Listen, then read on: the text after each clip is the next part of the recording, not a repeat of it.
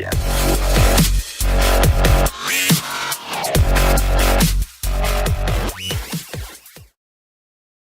Welcome, everybody, to wisetake.com MMA DFS podcast. I'm your host, Jeff, a.k.a. Wigsplitter, a.k.a. Wiggy Wiggleson. You can find me on Twitter at JEFPO. We're going to be breaking down a couple fights on UFC 224. Amanda Nunes versus Raquel Pennington from Rio de Janeiro, Brazil. It's going to be this Saturday. The first fight, actually, disclaimer, since these fights are in Brazil, I tend to be a little tentative. If the fight I feel is going to be close, I'm going to give the edge to the Brazilian. The first fight I'm going to break down is Marcus Perez versus James Bochniak. Perez is a fairly solid fighter. He's 9-1 in the UFC. All of his fights are split evenly. If you can see, it's 33% knockouts, 33% subs, and 33% decisions. So it's not like he's a one-trick pony. Bochniak, on the other hand, he's more of a submission guy. 88% of his victories are by submission. I think this fight's going to be fairly close. I mean, not necessarily close, but in the standpoint, I think it's possibly going to go to a decision. Marcus Perez's salary on DraftKings is $9,200. Bochniak's salary is $7,000. Bochniak is a minus 300 favorite at the time of this recording, and Bochniak is a 250 underdog. Bochniak, he's a fairly solid fighter. He lost his actual debut, and then he racked off 8 wins in a row, and they're actually first round finishes. 7 of them were by submission.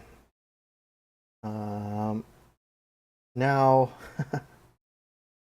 the thing is he's going to be the taller fighter. He's 6'3", and Perez is only what is he? 6 foot. So he's not that much of a size difference, but it's going to be a little bit of a size difference. I want to see how the weigh-ins go, see how these guys make weight. I don't think it's going to be an issue for either of these guys, but from a DFS standpoint, if this fight does go to decision, I don't really see it scoring a lot. Potentially, because I don't see either of these guys very active when it comes to striking. And at the same time, when it comes to takedowns, I don't see either of these guys going to want to be taking each other down. And if they do, it's going to turn into a grappling match. Won't necessarily score too high unless there's an early finish. But I think this possibly goes to a decision, and I see Perez probably coming out on top. Moving on to the next fight. I'm going to do 2 fights on the early prelims and then a fight on the FX prelims. The next fight is going to be Thales Leites versus Jack Hermansson. Jack Hermansson's salary is $8,300 on DraftKings. He's a minus 155 favorite at the time of this recording. Thales Leites is $7,900 salary. He's a plus 135 underdog. Now, I like Jack Hermansson, dude. The guy's I think his nickname is the Joker. The dude is just crazy. Before he was actually on a pretty good streak before he ran into Thiago Santos, and that dude, I mean, I think Thiago Santos' nickname is the Sledgehammer or something like that. I can't remember how to say it in his language, but man, he jacked up Jack Hermansson pretty bad. Thales Leites, he's had some pretty bad losses. He fought and lost against Anderson Silva, Alessio Sakara, and then he fought his way back to a 5-fight win streak, and then he struggled to maintain consistency. He's lost 4 of his last 6 fights. 15 of his 19 of his wins, though, have come by submission, and that's going to be one of the things. If he can take Jack Hermansson down, it's a possibility he can probably choke him out. But I think this is going to be one of those things where I think Jack Hermansson is probably going to big brother him and probably work his way towards either a late round finish, probably late second or midway through the third. Possible referee stoppage due to strikes or like ground and pound. But I think stylistically, though, I think Hermansson probably has a little bit of the edge. He has a little bit. His wrestling, I think, is going to be a little bit better than Talis Leitis' jiu-jitsu. I think also Talis Leitis is he probably on his way out. And then the next fight we are going to go over is Zaleski dos Santos and Sean Strickland. Now, this is one of those fights, man, I'm really excited about. Dos Santos is one of those guys where, he's on a 4-fight win streak. I think he has a couple fight of the night bonuses. If you look at his record, his overall record, 12 of his 18 wins were knockouts in the first round. So that's going to be fun. Strickland, on the other hand, is he's coming off his a loss to Santiago Ponzinibbio, and he's a little bit taller than Zaleski, but both these guys are going to just stand and bang. Strickland he's an aggressive wrestler, and Strickland he's huge for this weight class. I think he probably should be fighting for 185, but I mean, as long as he makes the cut down to 170, I mean, that's cool.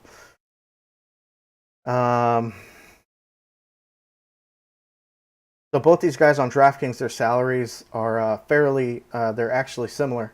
Dos Santos is 8,100, Strickland's 8,100. According to Vegas, Dos Santos is the slight favorite at minus 135. Strickland is a plus 115. To me, that's still close. I think Strickland's going to probably manhandle Dos Santos and probably work his way towards a pretty close decision. But it's going to have to be really convincing because, like I said, home cooking, and sometimes these guys get the extra nod when it comes to closer fights. All right, moving on to the next fight. We're going to go over Cesar Ferreira and Carl Roberson. Cesar Ferreira's record is 13-6 overall. Carl Baby K Roberson is 6-0.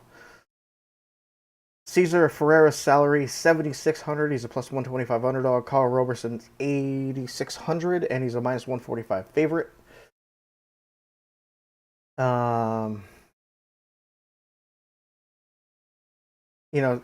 Cesar Ferreira came off of the tough Brazil. I think it was the Tough Brazil series, and then he's had a pretty rough go in the UFC.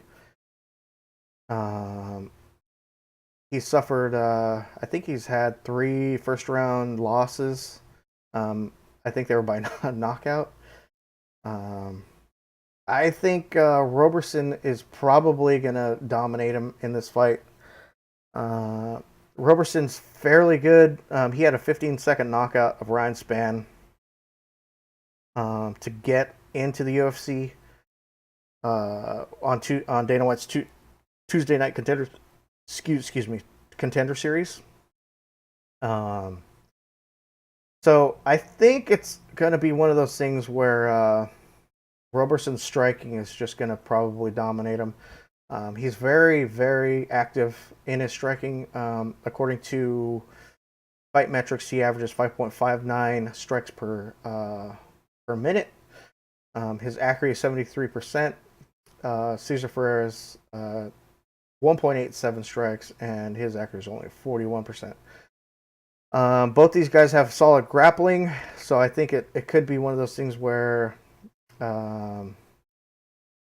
Cesar will probably try to take him down, but I think Carl Robeson's defense is probably going to help him.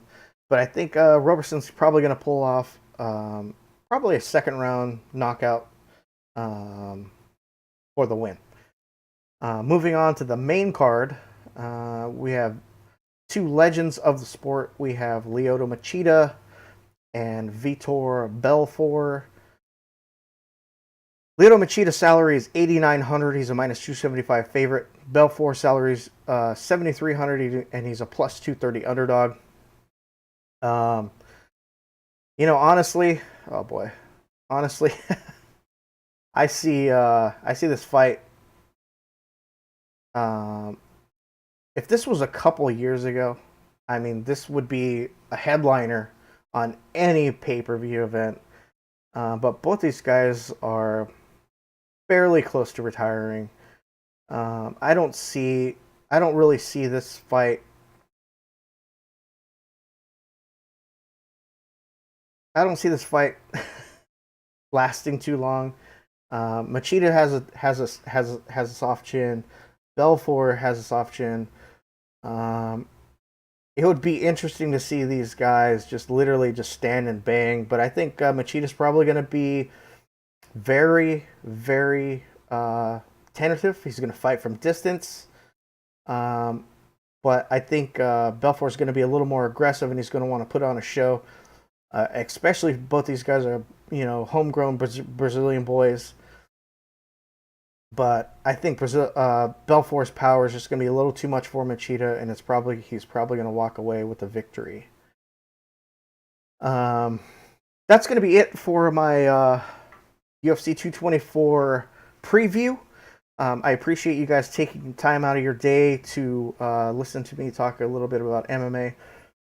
If you want to head on over to wisestake.com, we have weekly event passes. They're only $4.99. That'll give you access to my premium article covering UFC 224 in-depth, fight-by-fight breakdown with my picks. I also have a probability cheat sheet that I've used to calculate the prospective winners for each fight. There's a lot of cool tools that I have coming up that are posted on the site. So yeah, come and join wisestake.com. It's only $4.99 for the event pass. We also cover Major League Baseball, NASCAR, PGA. NBA is winding up, but NFL's right around the corner. We're always working on stuff, and we're always bringing you awesome content. A lot of these guys are we work hard at what we do. We appreciate you taking time to listen to us do these free podcasts. If you're listening to us, if you're watching us on YouTube, smash that like button, hit the subscribe button, leave a comment. I'm always looking forward to hearing what I can do better for next time. Also, if you're listening to us on Podbean or iTunes, leave us those 5-star reviews. Help us climb the ranks. But yeah. Thank you guys for your time. I'm Wigsplitter, coming at you from wisestake.com. As always, be safe and make that money. And I look forward to seeing you guys in the premium chat and the live stream on Saturday before the event. Peace out. Yeah.